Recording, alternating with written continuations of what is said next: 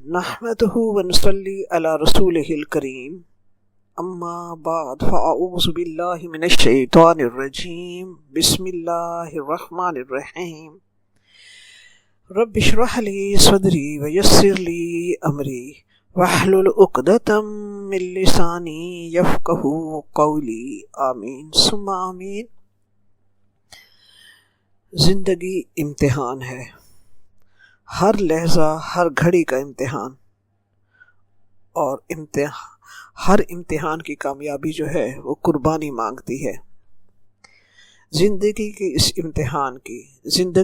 امتحان کی بھی قربانی یہ ہے کہ ہم کس وقت کون سی چیز اللہ تبارک و تعالیٰ کے حکم پر قربان کرنے کے لیے تیار ہیں اور کس وقت نہیں۔ یہی امتحان زندگی ہے اور پوری زندگی اسی کے گرد گھومتی ہے۔ قربانی کا لفظ قرب سے ہے، یعنی اللہ کا قرب حاصل کرنے کے لیے کچھ قربان کرنا۔ عید الاضحیٰ پر اللہ تعالیٰ کی رضا اور اس کے قرب حاصل کرنے کے لیے اربوں خربوں جانور ذبح کیے جاتے ہیں، یہ قربانی کہلاتی ہے۔ ہر عید الاضحیٰ پر مسلمان اربوں خربوں جانور قربان کرتے ہیں اللہ تبارک و تعالیٰ کے قرب اور اس کی رضا کے لیے۔ جانور قربان کرنا تو محض ایک علامت ہے، مگر مقصد اس سے بہت آگے ہے۔ فلسفہ قربانی کچھ اور ہے، کیونکہ اگر جانور محض قربان کرنا ہی قربانی ہوتی تو پھر تو دین اسلام صرف امیروں کا دین ہوتا، جبکہ ایسا نہیں ہے۔ دین اسلام دین فطرت ہے، اس میں دولت سے زیادہ بندے کی اللہ تبارک و تعالیٰ سے محبت اور اس کے ہر حکم پر دل و جان سے اطاعت کی قدر کی جاتی ہے۔ عید قربان بھی حقیقت میں گھرانہ ابراہیم علیہ السلام کی رب ذوالجلال کے لیے اپنے دل و جان کی مکمل خود سپردگی کی داستان ہے، ہر حکم پر اطاعت کی داستان ہے، ہر قربانی کے لیے تیار رہنے کی داستان ہے، ہر حکم پر سر تسلیم خم کرنے کی داستان ہے، جسے اللہ تبارک تعالیٰ نے قیامت تک کے لیے قرآن پاک میں محفوظ کر دیا۔ آئیے رب کریم کے الفاظ میں قرآن پاک کے آئینے میں مفسرین کے فہم کے مطابق اس داستان کو سنتے ہیں۔ ابراہیم کا لغوی مطلب ہے مہربان باپ۔ ابراہیم علیہ السلام کی پیدائش عراق کے شہر ار میں ہوئی۔ نمرود کی بادشاہت تھی، نمرود اپنے آپ کو خدا کہلواتا تھا۔ یہ قوم اس وقت دوہرے شرک میں مبتلا تھی، بتوں کی پوجا کے ساتھ ستاروں کی بھی پرستش کرتی تھی۔ ابراہیم علیہ السلام کا اپنا گھرانہ نہ صرف بت پرست تھا بلکہ بت ساز گھرانہ تھا۔ ابراہیم علیہ السلام کا باپ آزر نمرود کے دربار میں اس کا مشیر خاص، مقرب اور ایک اعلیٰ عہدے پر فائز تھا۔ ابراہیم علیہ السلام نے ہوش سنبھالا تو فطرت سلیم نے باطل کا یہ راستہ قبول نہ کیا، آبا و اجداد کی اندھی تقلید میں نہیں لگ گئے، بلکہ خالق حقیقی کی پہچان کی تڑپ ان کے اندر ایسی پیدا ہوئی کہ کائنات پر غور و فکر کرنے لگے۔ قوم کی تقلید میں اور باپ کی تقلید میں بتوں کے آگے آنکھیں بند کر کے نہ جھکے، بلکہ سوچا کہ میرا خالق کون ہو سکتا ہے، میرا خدا کون ہو سکتا ہے۔ خالق حقیقی کی پہچان کے لیے کائنات پر غور و فکر کرنے لگے۔ قرآن پاک میں سورۃ الانعام میں اللہ تبارک و تعالیٰ کے الفاظ میں آئیے ہم اس لمحے کو دیکھتے ہیں کہ خالق حقیقی کی پہچان انہوں نے کیسے کی۔ رب کریم فرماتا ہے فَلَمَّا جَنَّ عَلَيْهِ اللَّيْلُ رَأَىٰ كَوْكَبًا قَالَ هَٰذَا رَبِّي فَلَمَّا أَفَلَ قَالَ لَا أُحِبُّ الْآفِلِينَ۔ جب ان پر رات کا اندھیرا چھایا اور انہوں نے ستارے کو دیکھا تو انہوں نے کہا یہ میرا رب ہے، مگر جب دن کی روشنی میں ستارہ غائب ہو گیا تو انہوں نے کہا کہ میں غائب ہو جانے والے کو پسند نہیں کرتا۔ ظاہر ہے جس کو دوام نہیں ہے وہ میرا خدا کیسے ہو سکتا ہے۔ آگے اللہ تبارک تعالیٰ ہمیں بتاتا ہے، آگے اللہ تبارک تعالیٰ فرماتا ہے فَلَمَّا رَأَى الْقَمَرَ بَازِغًا قَالَ هَٰذَا رَبِّي فَلَمَّا أَفَلَ قَالَ لَئِن لَّمْ يَهْدِنِي رَبِّي لَأَكُونَنَّ مِنَ الْقَوْمِ الضَّالِّينَ۔ اس کے بعد انہوں نے جب چاند کو چمکتے ہوئے دیکھا تو انہوں نے کہا کہ یہ میرا رب ہے، مگر جب وہ غائب ہوا تو انہوں نے فرمایا کہ اگر مجھے اللہ تبارک و تعالیٰ نے، اگر میرے رب نے مجھے ہدایت نہ دی تو میں بھی اس گمراہ قوم میں سے ہو جاؤں گا۔ اس کے بعد دن میں ان کی نظر سورج پر پڑی، انہوں نے کہا فَلَمَّا رَأَى الشَّمْسَ بَازِغَةً قَالَ هَٰذَا رَبِّي هَٰذَا أَكْبَرُ۔ جب انہوں نے سورج کو چمکتے ہوئے دیکھا تو انہوں نے کہا یہ میرا رب ہے، یہ بڑا ہے سب سے۔ فَلَمَّا أَفَلَتْ قَالَ يَا قَوْمِ إِنِّي بَرِيءٌ مِّمَّا تُشْرِكُونَ۔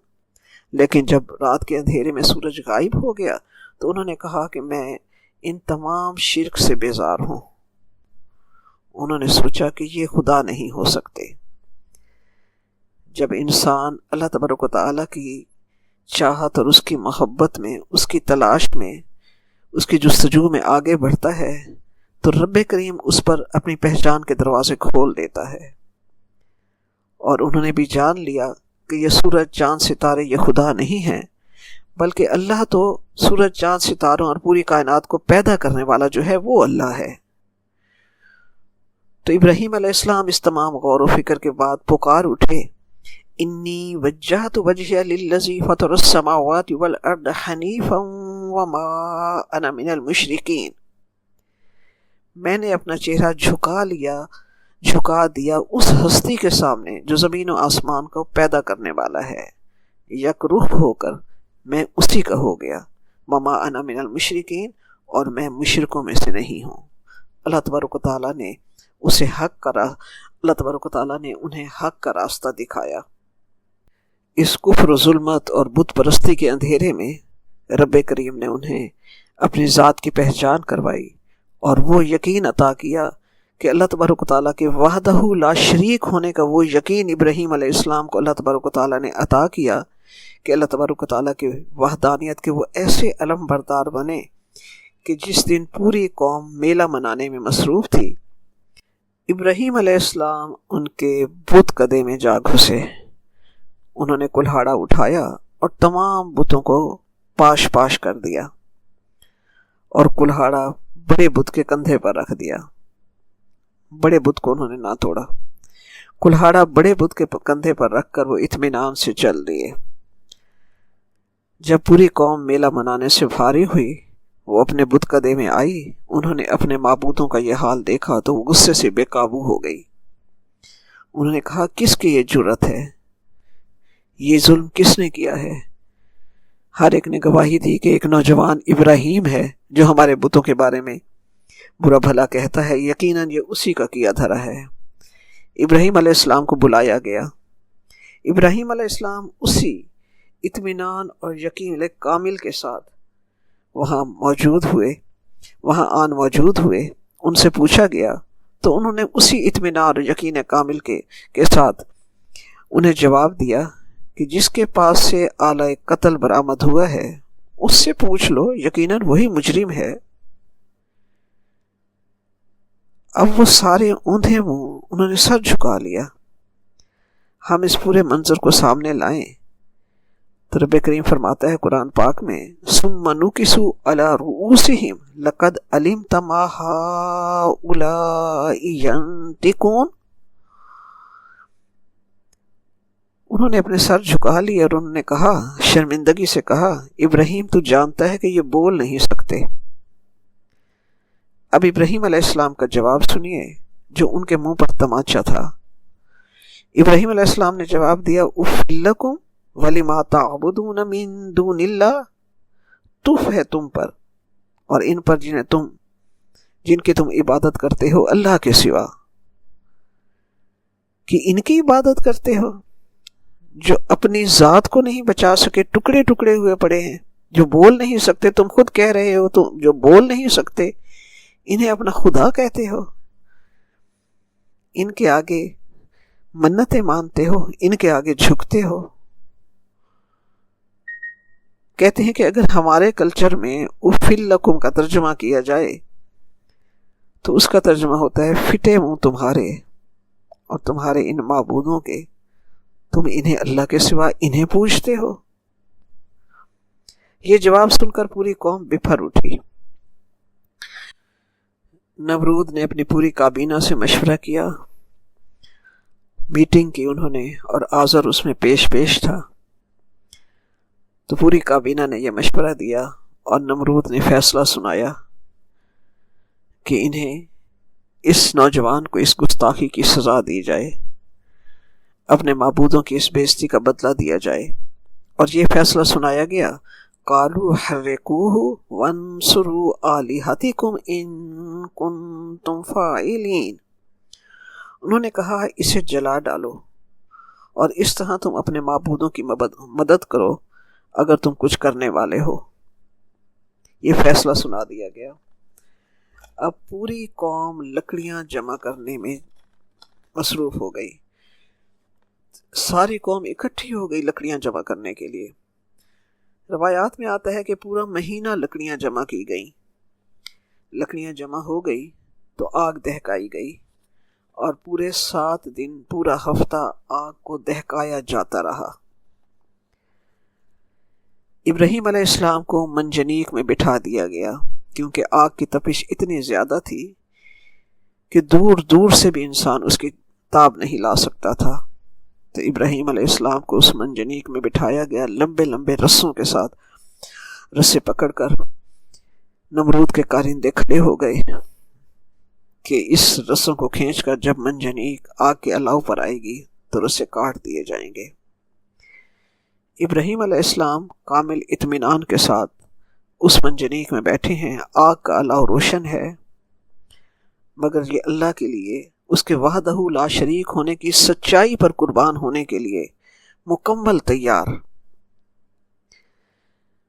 آسمان کے سب فرشتے اور زمین کی تمام مخلوق دیکھ رہی تھی۔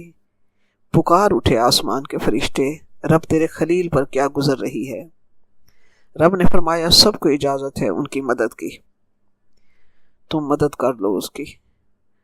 جبرائیل علیہ السلام حاضر ہوئے اور ابراہیم علیہ السلام سے کہا حل لک حاجہ،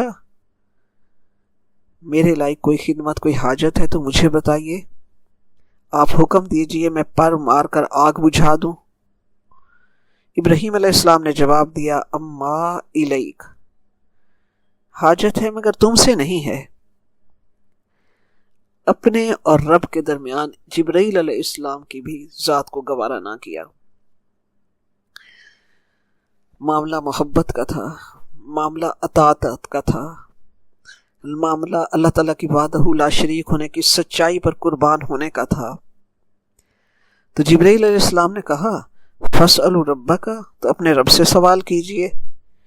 ابراہیم علیہ السلام نے کامل اطمینان سے جواب دیا حسبی من سؤالی علمہ بحالی، مجھے اللہ کافی ہے، وہ میرا حال دیکھ رہا ہے۔ کہتے ہیں کہ ابراہیم علیہ السلام کو اللہ تبارک و تعالیٰ نے 3 نعمتیں عطا فرمائی تھیں۔ ایک غیر متزلزل یقین، اور وہ اس لمحے اپنے پورے عروج پر نظر آ رہا تھا۔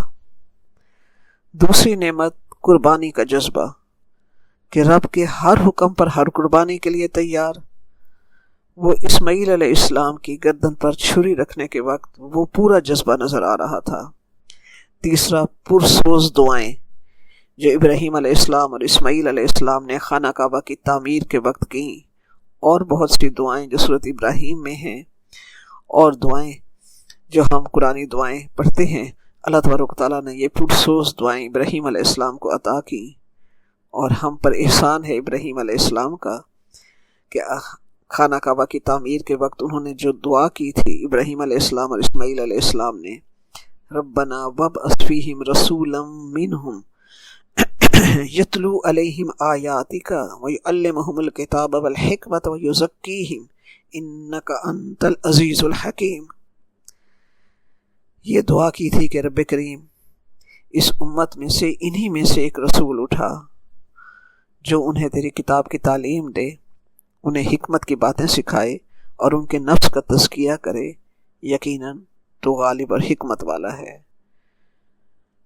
آپ صلی اللہ علیہ وسلم فرمایا کرتے تھے کہ میں ابراہیم علیہ السلام کی دعا کا ثمر ہوں۔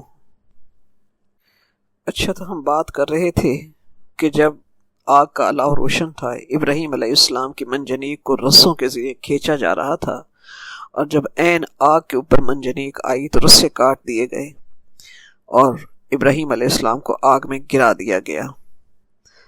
ابراہیم علیہ السلام، شاعر نے کہا کہ بے خطر کود پڑا آتش نمرود میں عشق، عقل ہے محو تماشائے لبے بام ابھی۔ جب عشق الہی کا امتحان پورا ہو چکا تو رب کریم کا حکم آیا۔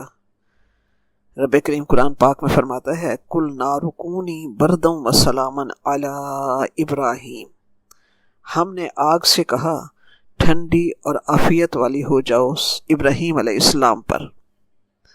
اللہ تبارک و تعالیٰ کے حکم سے وہ آگ گل و گلزار بنا دی گئی۔ آسمان کی تمام مخلوق اور زمین کی تمام مخلوق نے یہ منظر اپنی آنکھوں سے دیکھا۔ یہ تھا رب کریم کے وحدہ لا شریک ہونے کا کامل یقین اور اس سچائی پر قربان ہو جانے کا جذبہ۔ اب چاہیے تو یہ تھا کہ اس منظر کے بعد اس مشرک قوم کو عقل آ جاتی اور وہ اسی وقت کلمہ لا الہ الا اللہ پڑھ لیتی، مگر اسے پھر بھی عقل نہ آئی۔ صرف ایک بھتیجا لوط علیہ السلام اور بی بی سارہ علیہ السلام جو چچا زاد بہن تھی وہ اسلام لائی۔ ابراہیم علیہ السلام نے فرمایا انی مہاجر الی ربی، میں اپنا وطن چھوڑ کر اپنے رب کی طرف ہجرت کرتا ہوں، کسی ایسے مقام کی طرف جہاں میں اس وحدہ لا شریک کی عبادت کر سکوں۔ اس وقت ابراہیم علیہ السلام کی عمر 75 سال تھی۔ یہ 3 افراد عراق کے مختلف علاقوں سے ہوتے ہوئے شام تشریف لے گئے۔ اس عرصے میں ابراہیم علیہ السلام کی کوئی اولاد نہ تھی۔ اس دوران انہوں نے ایک مرتبہ مصر کا سفر کیا۔ اس زمانے کا مصر کا جو فرعون تھا، اس کی یہ عادت بد تھی کہ ہر آنے والے مسافر کی بیوی کو قبضے میں لے لیتا اور شب بصری کے بعد چھوڑ دیتا۔ اس نے سارہ علیہ السلام کو بھی قبضے میں لے لیا۔ جو ہی بدفعلی کا ارادہ کیا اس کا ہاتھ شل ہو گیا، پھر اس نے ہاتھ پیچھے کیا تو ہاتھ ٹھیک ہو گیا، مگر جو ہی دوبارہ اس نے ہاتھ آگے بڑھایا تو ہاتھ کی وہی کیفیت اور وہ جان نہ سکا یہ کیا ہو گیا ہے۔ اسی طرح 3 مرتبہ اس نے یہ ارادہ بد کیا مگر وہ کامیاب نہ ہو سکا۔ اب وہ جان گیا کہ یہ کوئی اللہ کی خاص بندی ہے، معاملہ کوئی بہت آگے کا ہے، تو اس نے اپنی بیٹی ہاجرہ علیہ السلام کو سارہ علیہ السلام کی خدمت میں دے دیا۔ اب یہ 3 افراد فلسطین پہنچے۔ حضرت سارہ علیہ السلام نے حضرت ہاجرہ علیہ السلام کا نکاح حضرت ابراہیم علیہ السلام سے کر دیا۔ ابراہیم علیہ السلام نے رب کریم سے دعا کی رب حب لی من الصالحین، اے میرے رب مجھے صالح اولاد عطا فرما۔ فبشرناہ بغلام حلیم، تو اللہ تعالیٰ نے انہیں حلیم بیٹے کی خوشخبری دی۔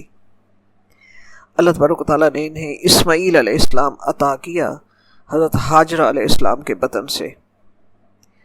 اس وقت تک سارہ علیہ السلام کے بطن سے کوئی اولاد نہ تھی۔ انہیں بڑی غیرت آئی۔ انہوں نے ابراہیم علیہ السلام سے فرمایا انہیں مجھ سے دور کر دو۔ جبرائیل علیہ السلام بھی تشریف لائے اور انہوں نے فرمایا کہ رب بھی یہی چاہتا ہے۔ ابراہیم علیہ السلام نے پوچھا کہاں جانا ہے؟ جبرائیل علیہ السلام نے فرمایا ہم بتائیں گے کہ کہاں جانا ہے۔ اب جبرائیل علیہ السلام اونٹ پر سوار آگے آگے اور حضرت ابراہیم، حضرت ہاجرہ اور حضرت اسماعیل علیہ السلام اونٹنی پر ان کے پیچھے۔ 1 مہینے کے سفر کے بعد جب وہ علاقہ شروع ہوا جہاں کالے پہاڑ اور پانی کا نام و نشان نہیں تھا، 4 پہاڑوں کے اندر ایک سنسان وادی، جبرائیل علیہ السلام وہاں رکے اور انہوں نے فرمایا کہ یہاں اپنی بیوی اور بیٹے کو چھوڑ دو، آپ کے رب کا یہی منشا ہے۔ یہاں بیت اللہ بنے گا، اس بچے کی نسل سے ایک نبی پیدا ہوگا جو امام الانبیاء ہوگا، جو ایمان کی روشنی سے پورے عالم کو روشن کرے گا۔ 3 دن ابراہیم علیہ السلام وہاں رہے، زمین ہموار کی اور ایک چھپر سا بنایا۔ 3 دن کے بعد واپسی کے لیے چل دیے۔ حضرت حاجرہ علیہ السلام نے پوچھا کہاں جا رہے ہیں؟ اتنا بڑا امتحان تھا، خاموشی سے آگے بڑھتے رہے، مڑ کر نہ دیکھا اور کوئی جواب نہ دیا۔ حضرت حاجرہ علیہ السلام نے پھر پوچھا ہمیں چھوڑ کر کیوں جا رہے ہیں؟ مگر خاموشی سے آگے بڑھتے رہے اور مڑ کر نہ دیکھا۔ اب حاجرہ علیہ السلام نے سوچا اللہ کے نبی ہیں، اگر یہ ایسا کر رہے ہیں تو یقیناً یہ اللہ کا حکم ہوگا۔ اب انہوں نے تیسری مرتبہ پوچھا کیا یہ اللہ تبارک و تعالیٰ کا حکم ہے؟ اب ابراہیم علیہ السلام نے پیچھے مڑ کر دیکھا اور فرمایا ہاں۔ اب اس لمحے ایک دم ایک نئی حاجرہ علیہ السلام نے جنم لیا، اطاعت الہی کے جذبے سے سرشار، اللہ کے ہر حکم پر ہر مشکل سہنے کے لیے تیار، اس کی اطاعت کے لیے ہر قسم کی مشکلات کے لیے اپنے آپ کو جذبے سے سرشار بنایا۔ فرمایا ٹھیک ہے، اگر اللہ کا حکم ہے تو آپ جائیں، ہمارا اللہ ہمیں ضائع نہیں کرے گا۔ اب حاجرہ علیہ السلام بچے کو لے کر واپس مڑی۔ ابراہیم علیہ السلام بھی تو بچے اور بیوی کو چھوڑ کر جا رہے تھے۔ انہوں نے دل سے رب کو پکارا۔ انہوں نے دل سے رب کو پکارا۔ سورۃ ابراہیم کی آیت نمبر 37 کو سنیے۔ انہوں نے فرمایا ربنا انی اسکنت من ذریتی بواد غیر ذی زرع عند بیتک المحرم ربنا لیقیموا الصلاۃ فاجعل افئدۃ من الناس تہوی الیہم۔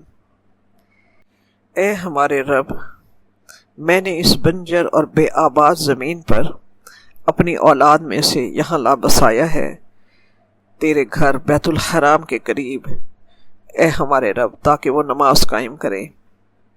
اے رب، تو لوگوں کے دلوں کو اس زمین کی طرف مائل کر۔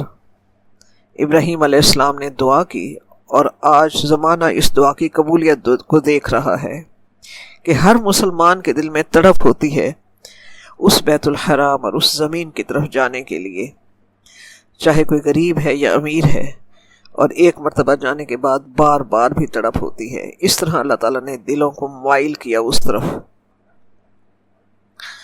اب آپ اطاعت الہی کے اس منظر کو تصور میں لائیں کہ ابراہیم علیہ السلام ہر قدم پر اپنے بچے اور اپنی بیوی سے دور ہو رہے تھے۔ شام کا اندھیرا ڈھل رہا تھا، کالی رات کا اندھیرا، کالے پہاڑوں کا اندھیرا، خالی ویران صحرا میں ایک چھپر کے نیچے ایک عورت جو مصر کی شہزادی تھی بچے کو تنہا اپنی گود میں لیے بیٹھی ہوگی۔ آسمان بھی حیران کہ یہ کون شہزادی اس ویرانے میں تنہا بیٹھی ہے۔ رب کریم نے بھی مان کیا ہوگا، فرشتوں نے بھی سوچا ہوگا کہ رب نے تخلیق آدم کے وقت سچ فرمایا تھا، انی عالم ما لا تعلمون، بے شک میں وہ جانتا ہوں جو تم نہیں جانتے تھے۔ تو یقیناً یہ انسان جو ہے وہ اللہ کی اطاعت میں وہ سب کچھ کرنے کو تیار ہے جو فرشتے سوچ بھی نہیں سکتے۔ پھر جب دن نکلا، سورج چڑھا، پوری تمازت اور شدت کے ساتھ جب سورج چڑھا تو اس کے آگے یہ چھوٹا سا چھپر کیا کرتا؟ پانی کا مشکیزہ اور کھجوریں کچھ دن ہی تو چلی ہوں گی۔ حضرت حاجرہ علیہ السلام نے اسماعیل علیہ السلام کی پیاس کو محسوس کیا، بے قراری میں صفا اور مروہ کی دوڑ لگا دی۔ صفا اور مروہ کے درمیان جہاں اب گرین لائٹس آتی ہیں وہاں زمین تھوڑی نشیب میں ہے،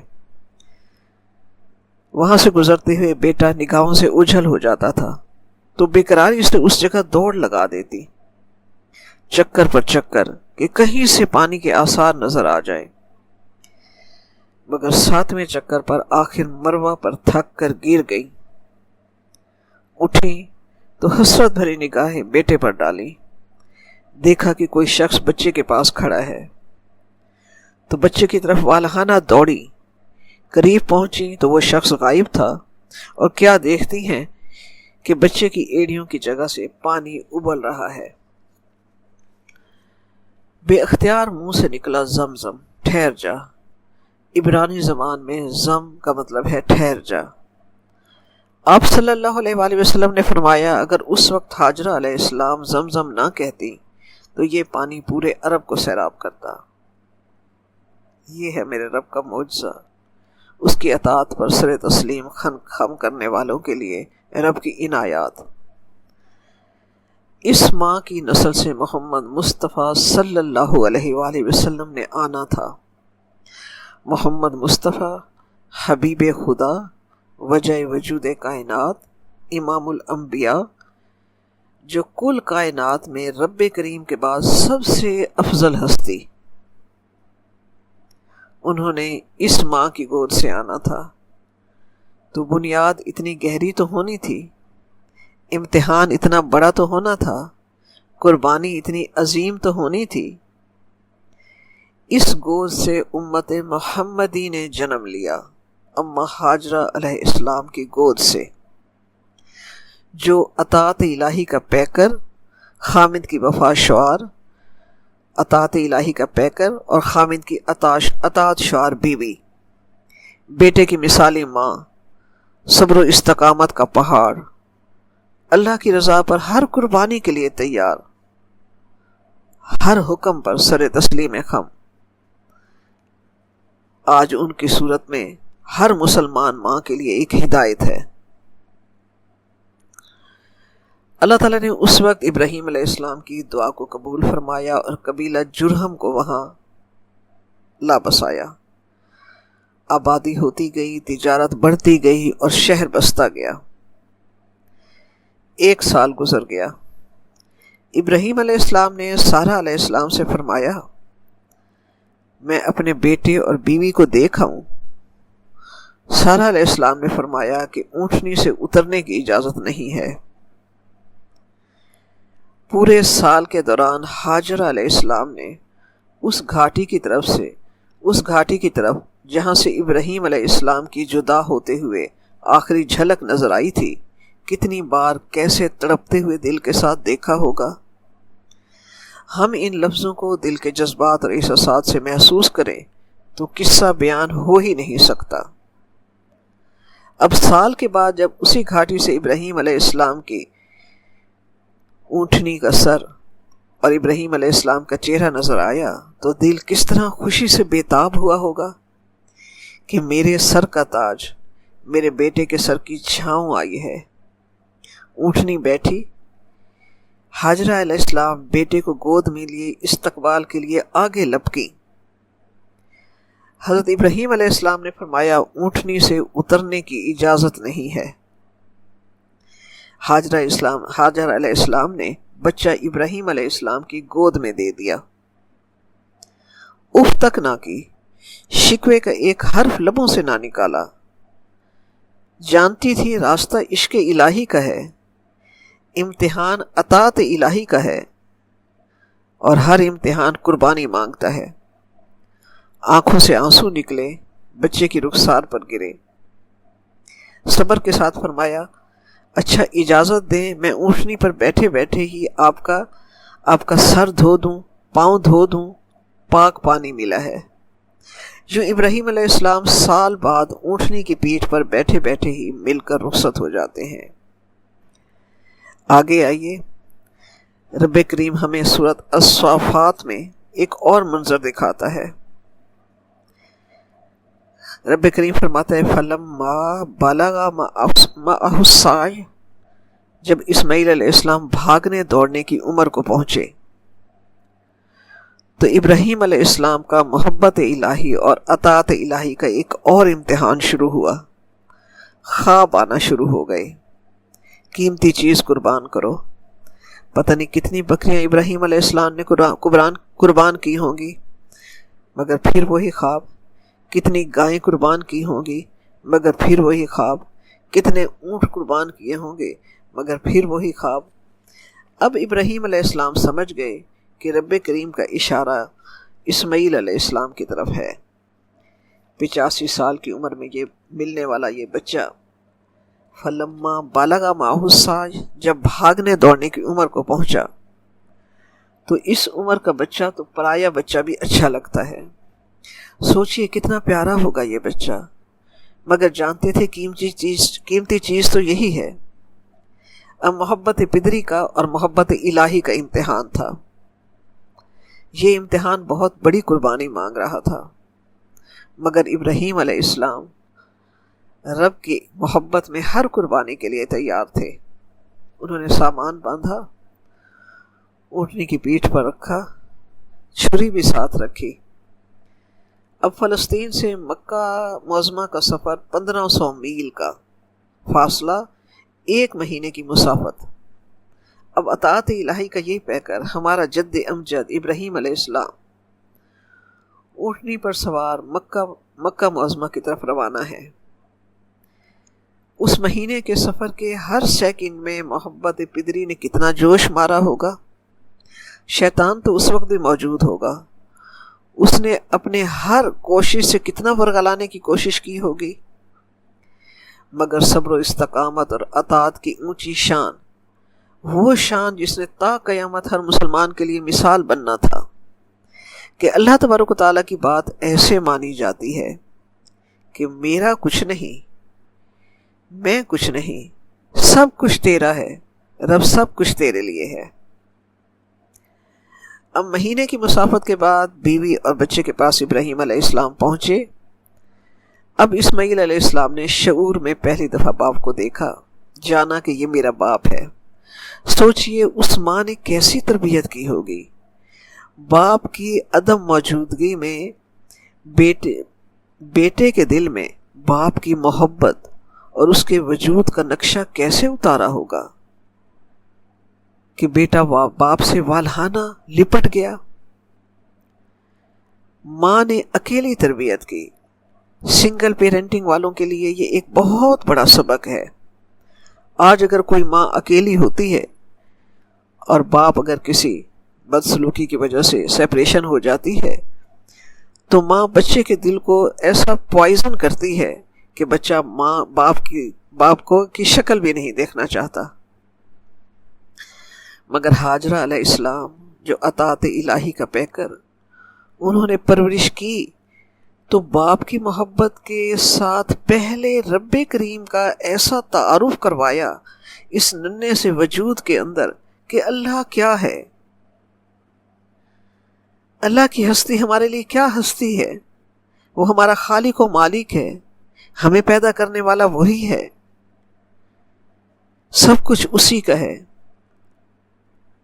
بیٹے کے شعور میں اللہ تبارک و تعالیٰ کا ایسا تعارف اور باپ کی ایسی محبت کہ بیٹا بھی ماں باپ ہی کے نقشے پر اطاعت الہی کا ایسا پیکر بن کر پروان چڑھ رہا تھا، اطاعت الہی کا ایسا ہی پیکر بن کر پروان چڑھ رہا تھا جو سنت ابراہیم علیہ السلام کی قربانی کا مظہر بننا تھا۔ اسماعیل علیہ السلام لپٹ گئے باپ سے، باپ نے بھی شفقت پدری میں چوما۔ کیا حالت ہوگی اس وقت ابراہیم علیہ السلام کے دل کی، لیکن محبت الہی اپنے پورے عروج پر تھی۔ اطاعت الہی کا جذبہ کہیں نہیں ڈگمگایا، رب کی رضا کے لیے اس کے ہر حکم پر تیار، ہر قربانی کے لیے تیار۔ حضرت ہاجرہ علیہ السلام سے فرمایا اسماعیل علیہ السلام کو تیار کر دو، میں اسے گھما آؤں۔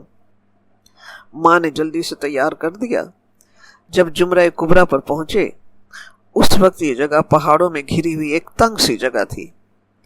جب یہاں پہنچے تو باپ نے بیٹے سے کہا، آئیے سورۃ الصافات کے الفاظ میں ہی وہ منظر دیکھتے ہیں۔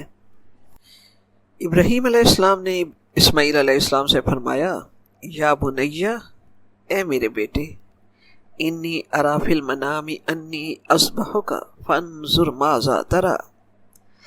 اے میرے بیٹے، میں نے خواب میں دیکھا ہے کہ میں تجھے ذبح کر رہا ہوں، تیری کیا رائے ہے؟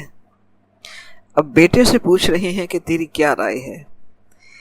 یہ ہے تربیت، آج بھی اور تا قیامت ہر مسلمان ماں باپ کے لیے ایک مثال۔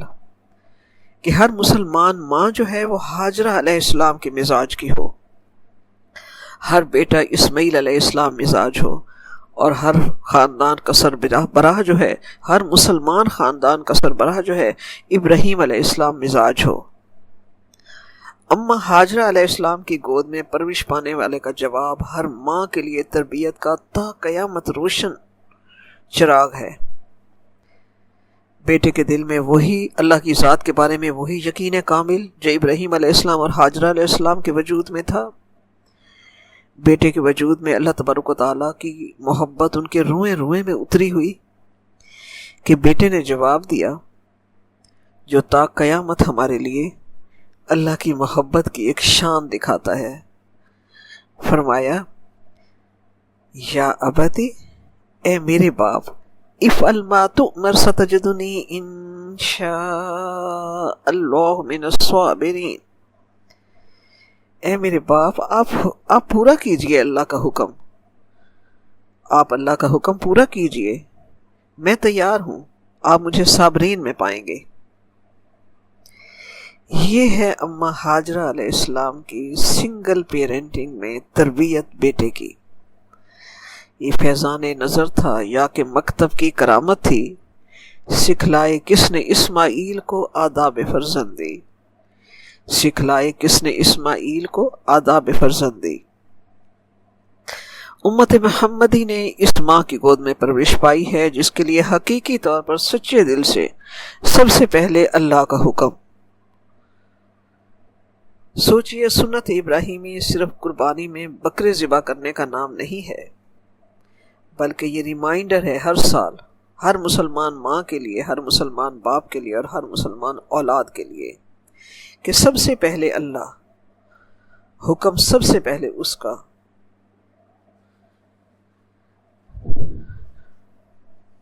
سب محبتوں سے اعلیٰ اور برتر محبت اللہ کی، صرف زبان سے نہیں بلکہ اس محبت کے لیے عملی طور پر ہر وقت تیار، بغیر کوئی دلیل مانگے، بغیر کوئی حجت قائم کیے، کیا، کیوں، کیسے کے سوال کے بغیر۔ ہم خود ایک لمحے کے لیے سوچیں کہ اللہ کا یہ حق ہے اور بندے کا یہ فرض ہے۔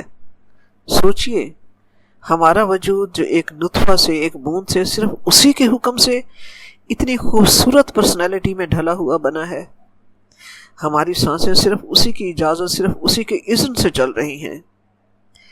ہمارے منہ کے ہر نوالے کے لیے اس نے کارخانہ قدرت کا سارا نظام چلایا ہوا ہے۔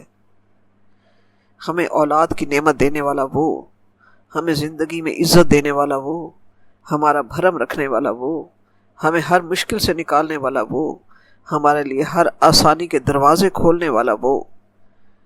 پھر میں کون، میری مرضی کیا؟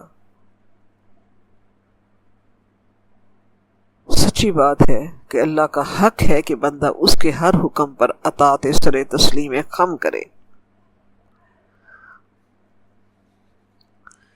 یہ دن اس قربانی کی صورت میں ریمائنڈر ہے ہر ماں باپ کے لیے، ہر اولاد کے لیے۔ آج یہ قربانی بزبان خاموشی ہم ماؤں سے مخاطب ہے۔ فَأَيْنَ تَذْهَبُونَ، اے ماؤں آج کہاں جا رہی ہو؟ اولاد کی تربیت میں تمہاری ترجیحات کیا ہیں؟ کیا اولاد کے روئیں روئیں میں اللہ تبارک و تعالیٰ کا تعارف کروانے میں کامیاب ہو رہی ہو؟ اللہ کی پہچان اولاد کے وجود میں اتار رہی ہو؟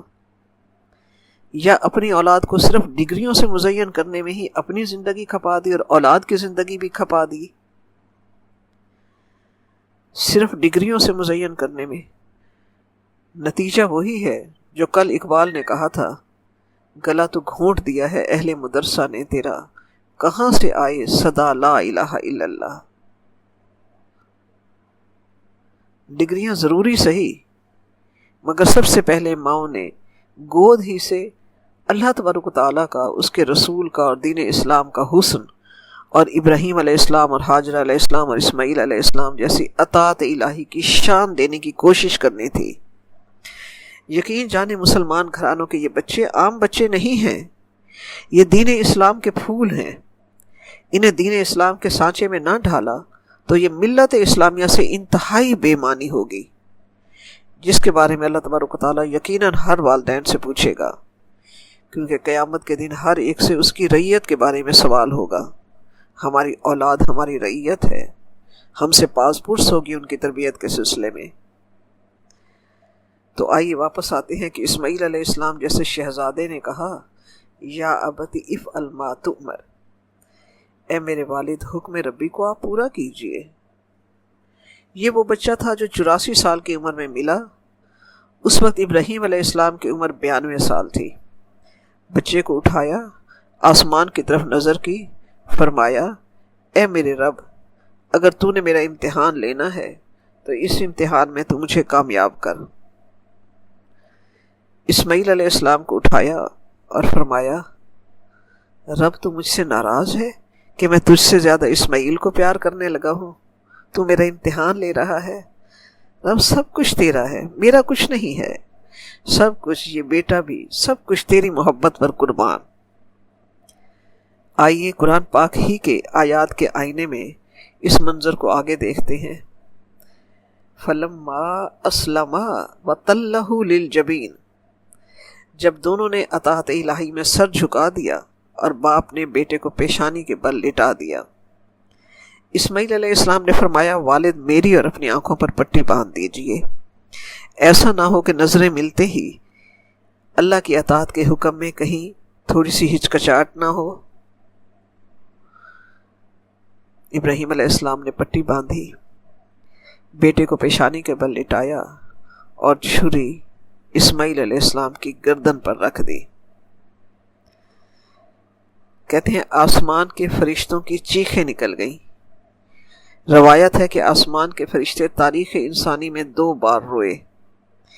ایک بار جب ابراہیم علیہ السلام نے بیٹے کو الٹا لٹا کر گردن پر چھری رکھی، اور ایک بار جب اللہ تبارک و تعالیٰ کے پیارے حبیب حضرت محمد صلی اللہ علیہ وآلہ وسلم پر طائف کے سفر میں پتھر پڑے، آسمان کے سب فرشتے رو دیے۔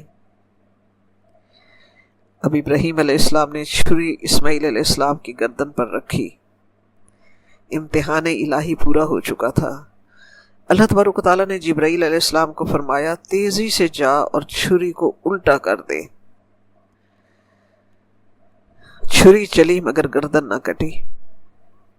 ابراہیم علیہ السلام نے چھری کو پتھر پر تیز کیا، پھر چلایا مگر نہیں، پھر تیز کیا، 3 بار ایسا کیا اور تیسری بار چھری چل گئی،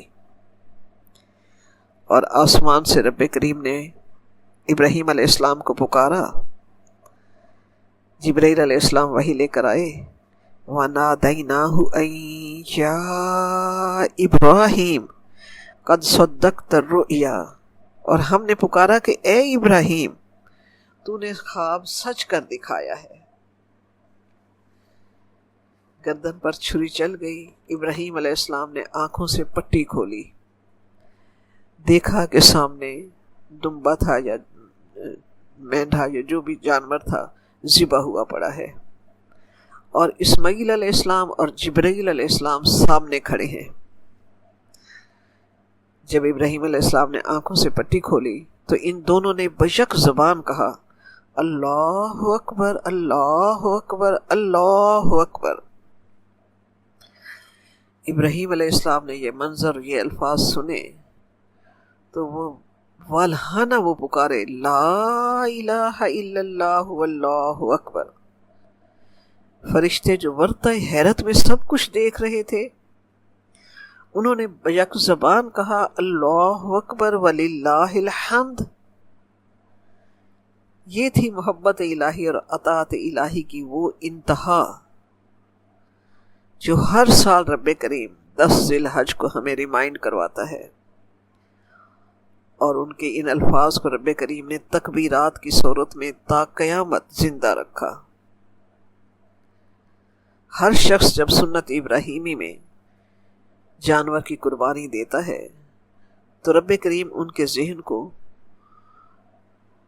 اس روح، قربانی کی اصل روح کی طرف لانا چاہتا ہے کہ اطاعت الہی کی یہ شان ہے کہ اللہ تبارک و تعالیٰ نے سنت ابراہیمی کو تا قیامت زندہ رکھا۔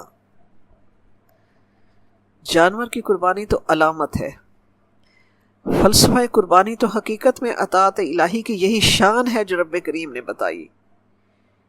رب کریم نے قرآن پاک میں ہمیں بتایا، اذ قال لہ ربہ اسلم، جب رب نے اسے فرمایا، ابراہیم علیہ السلام کو فرمایا کہ میری مان، میرے آگے میرے حکم پر اطاعت سر تسلیم خم کر، ابراہیم علیہ السلام نے کیا جواب دیا؟ قال اسلمت لرب العالمین، میں نے اپنا سر تمام جہان کے رب کے آگے جھکا دیا۔ یہ اطاعت الہی اور خود سپردگی کی وہ اعلیٰ مثال ہے جسے اللہ تبارک و تعالیٰ نے تا قیامت چراغ راہ بنا دیا۔ آج رب کریم ہم سے ہمارے بچوں کی گردن پر چھری چلوانا نہیں مانگ رہا، لیکن رب کریم ہم سے اسی محبت اور اسی اطاعت، اسی خود سپردگی کا تقاضا کرتا ہے جو گھرانہ ابراہیم علیہ السلام میں تھی۔ ابراہیم علیہ السلام تو بت ساز گھرانے میں پیدا ہوئے، پورا ماحول رب ذوالجلال کے نام سے نا آشنا، مگر اللہ یہ مقام کہ رب کو فرمایا اسلمت لرب العالمین، قال اسلمت لرب العالمین، اے رب میں نے اپنا سر تمام جہانوں کے رب کے آگے جھکا دیا ہے۔ ہم تو مسلمان گھرانوں میں پیدا ہوئے ہیں، ہم نے کلمہ لا الہ الا اللہ پڑھا ہے، ہم تو 5 وقت اذان کی آواز سنتے ہیں، ہم تو 5 وقت اس کے حضور بندگی کے لیے کھڑے ہوتے ہیں، پھر اللہ یہ کیا ماجرا ہے جو گھرانہ ابراہیم علیہ السلام کو سمجھ آ گیا اور ہمیں نہیں سمجھ آیا کہ ہم میں اطاعت کی وہ روح کیوں نہیں آ رہی؟ ہم سے تو اللہ کی حکم کی اطاعت میں اس کی رضا کے لیے جان تو دور کی بات ہے، اپنی خواہشات، اپنی انا، اپنے نفس کو بھی نہیں قربان کیا جاتا۔ ہم تو اپنی غلط سوچوں کی قربانی بھی نہیں دے سکتے، اس کے حکم کی اطاعت میں سود نہیں چھوڑا جاتا، ہم تو اس کے حکم کی اطاعت میں اپنا سوشل کلچر تک نہیں قربان کر سکتے، اپنی رسومات ہی نہیں قربان کی جاتی۔ دین کے علم کے لیے ہمیں پرائم ٹائم دینے کا حوصلہ ہی نہیں ہے، دنیا کی تعلیم کے لیے تن من دھن پورا جان ہم اپنی غرق کر دیں گے، مگر دین کے علم کے لیے پرائم ٹائم دینے کا سوچ ہی نہیں ہے۔ اپنی نسلوں میں وہ شان اسماعیلی پیدا کرنے کا جذبہ ہی نہیں ہے۔ یقیناً فضاؤں میں آج بزبان خاموشی وہ آواز ہے کہ یہ دور اپنے براہیم کی تلاش میں ہے، صنم کدا ہے جہاں لا الہ الا اللہ۔ کیا آج ہمارے دل ہی اطاعت الہی سے خالی ہو گئے ہیں، رب کی محبت سے ناآشنا ہو گئے ہیں، مادی چیزوں کی محبت نے ہمارے دلوں کو گھیر لیا ہے، یا رب کریم کی عنایات نے ہم سے منہ موڑ لیا ہے؟ نہیں، رب کریم کی عنایات کبھی بھی منہ نہیں موڑتی، وہ تو آج بھی صدا آ رہی ہے، اذ قال لہ ربہ اسلم، مگر قال اسلمت لرب العالمین کی صدا کا جواب کہیں سے نہیں آتا۔ آج بھی اگر کسی فطرت سلیم میں رب کی ذات کا وہ یقین کامل اترے جو پچھلے سال ہمیں حج کے موقع پر ایئرپورٹ پر نظر آیا، کہ دنیا نے آن لائن وہ منظر دیکھا کہ لیبیا کے ایک مسافر عامر قذافی جب حج کا عزم لے کر تیار ہو کر ایئرپورٹ پہنچے تو نام کی کسی مسٹیکس کی وجہ سے انہیں کلیئرنس نہ دی گئی اور وہ جہاز پر سوار نہ ہو سکے۔ جہاز فلائی کر گیا، جہاز فلائٹ روانہ ہونے کے بعد جہاز کا سارا عملہ اپنا کام سمیٹ کر کاؤنٹر بند کر کے روانہ ہو گیا، اور اسے کہا کہ اب تو جہاز روانہ ہو گیا ہے، تم کیوں بیٹھے ہو؟ مگر وہ اسی طرح بیٹھا رہا۔ اس نے کہا میرا رب مجھے حج پر لے جائے گا۔ کہ دنیا نے دیکھا کہ تھوڑی دیر کے بعد اناؤنسمنٹ ہوئی کہ فنی خرابی کی وجہ سے جہاز دوبارہ اسی ایئرپورٹ پر لینڈ کر رہا ہے۔ اس وقت تک ان کے نام کی کلیئرنس ہو چکی تھی، جہاز نے لینڈ کیا، اس کی فنی خرابی کو دور کیا گیا اور پائلٹ سے کہا گیا کہ اس مسافر کی کلیئرنس ہے، اب اسے آپ سوار کرا دیجئے۔ پائلٹ نے کہا کہ ہمارا اصول نہیں ہے کہ جب جہاز کے دروازے ایک مرتبہ بند ہو جائیں تو دوبارہ کھولے نہیں جاتے۔ فنی خرابی کی دوری کے بعد جہاز دوبارہ فلائی کر گیا، مگر یہ مسافر اسی طرح ایئرپورٹ پر بیٹھا ہے۔